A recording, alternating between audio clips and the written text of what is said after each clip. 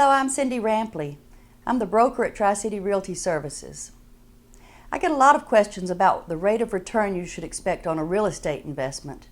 So this is the way I look at it. You begin with the gross income produced by the property on an annual basis, which is of course 12 months rent. That's all the income that a single-family home will produce. So then calculate the total annual expenses to include the property taxes, the insurance, the homeowner association fees, management fees, and then variables like vacancy and maintenance.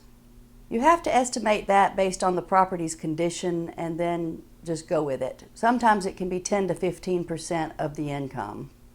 So consider that you bought a property for $170,000. Inspections and closing costs can add another couple $1,000, so you have a total investment of $172,000. This house will rent for about $1,400 a month, which is $16,800 a year.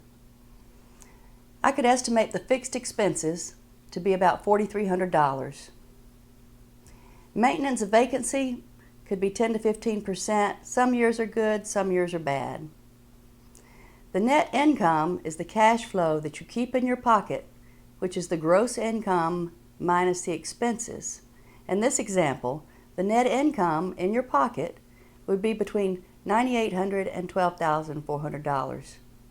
This is the number that you compare to your total investment of $172,000 to come up with your rate of return. If $172,000 was in another investment like a money market account, your interest rate would be your cash flow. So even using a 15% vacancy and maintenance factor, the rate of return can be calculated at 5.5%.